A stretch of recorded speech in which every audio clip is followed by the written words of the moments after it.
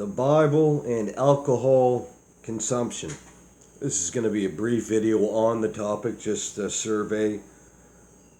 As this comes up more than you think. Coming from an Adventist, Seventh-day Adventist background, it's prohibited. Alcohol, Pentecostals, a lot of them, one is Pentecostals especially, but others, it's prohibited. The Mormons, well, they're not even Christian, so we don't even have to worry about them. They're a cult, but they're the same way. So this is the attitude of a lot of Christians. Baptists, you ever hear of Baptist beer? Well, yeah, that's coffee right there. That's Baptist beer. It's an old joke, right?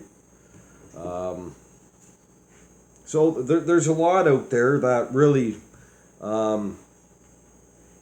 couldn't exegete a text of scripture if their life depended on it. And this is one classic example. First, the texts that are commonly brought up when it comes to the prohibition of alcohol, wine. We see texts in the poetic parts of scripture in that. Ecclesiastics, Proverbs, even the Psalms. In Proverbs 31, I believe, I forget where it's at in Proverbs, but they have a couple texts that speak negatively in a manner against alcohol, wine. Why? Well, very clearly. Just like, where was it? There's one in the Psalms as well. Is it Psalm 45? No, it's not Psalm 45. There's another one. In the Psalms as well, it says the same thing as in Proverbs. The man that gets up in the morning, the first thing he wants to do is get into wine and strong drink until he lays down. He tarries the whole day. He's an alcoholic. He tarries all day to get hammered, get drunk all day. That's prohibited, obviously. The Lord looked down upon such people. And we see this again in the Psalms. Speaking of one of the kings of Israel at the time, how he would have these drunken feasts for days,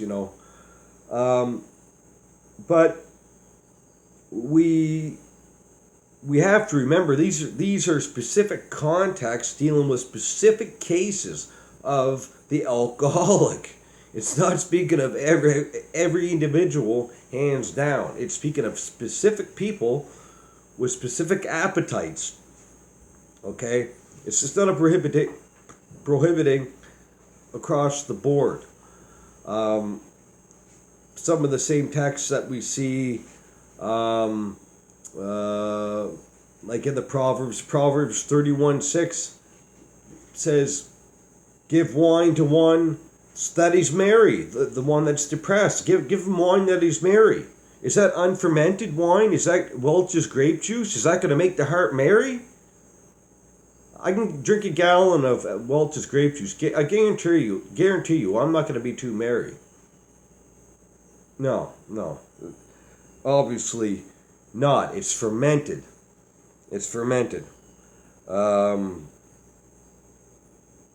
Now, in Ecclesiastics 9:7, the same thing. Give the man wine that he might be merry. And we see in the Proverbs, the man that's depressed, distressed. Give him wine that his heart might be merry. We see this all over the Old Testament. So, of course, it's the old proof text method with the Baptists, Pentecostals, Adventists. This is what it is, the proof text method. I'm going to take this text right out of the context of the whole book and forget what the rest of the passages in Proverbs and the Psalms and the poetic portions of Scripture where they go to in Ecclesiastics. But we're gonna skip over the other verses that speak positively when it comes to wine. Now here's how they usually do it. When the Bible speaks negatively on wine, alcohol, they say that's fermented. When it speaks positively of wine, it's unfermented. Isn't that convenient? Well, we're going to see how that really doesn't work out. Getting to the New Testament, John. It was told from his birth, Elizabeth had John in her womb. He would not drink wine. Why? Because he had a special ministry. Those in special ministries, things of that nature, did not drink any wine. It's not saying he didn't drink any grape juice. Why is it saying he's not going to drink wine? Unless it's fermented. If it's unfermented, what's the point of saying he's not going to drink grape juice? I mean, come on now. Now, two texts, right quick. John chapter 2, the wedding feast of Cana. Now, Jesus, and at wedding feasts, and at feasts in Israel, what did they do? They drank wine. And it was fermented wine. We know that from reading the scriptures. They drank wine, fermented wine. And the feasts in Israel, wedding feasts, different feasts like that, it was fermented wine. We know that. Texts are brought up earlier. I think it's Psalm 78, 65, and 104:15. Those psalms, and one of them is to give to the king that he may have a feast. Let him have wine. So the wedding feast at Cana, Jesus turns so many dozens or hundreds of gallons of water into wine.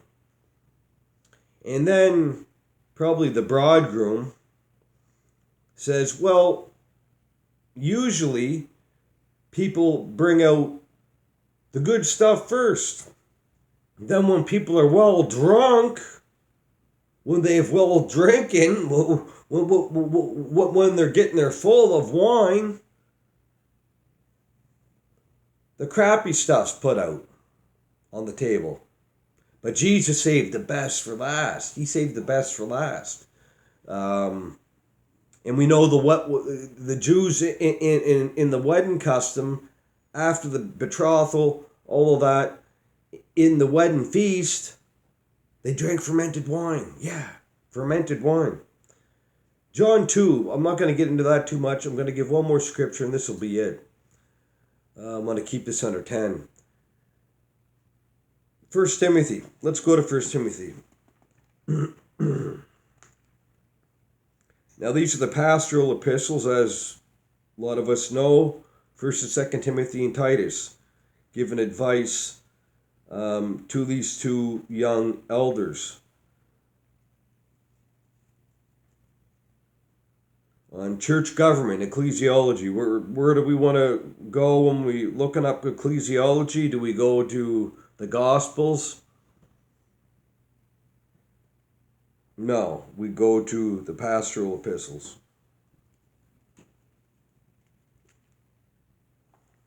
I can pretty much, I might as well just read it. The heck with it. 1 Timothy 3.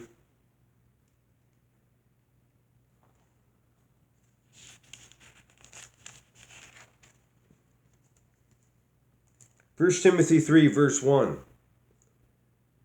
It is a trustworthy statement. If any man aspires to the office of overseer, or elder, pastor, overseer, elder, that's pastor, it is a fine work he desires to do. An overseer then must be above reproach, the husband of one wife, temperate, prudent, respectful, hospitable, able to teach, not addicted to wine,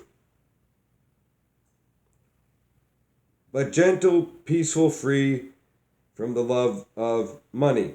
This is the New American Standard Translation. Some say not to be given to too much wine, but the New American has not addicted to wine. Okay. Now we go down just a little bit when he's addressing the deacons. Deacons, verse 8, 1 Timothy 3:8. Deacons likewise must be men of dignity, not double-tongued or addicted to too much wine, or some translations, given to too much wine. Now here's the question.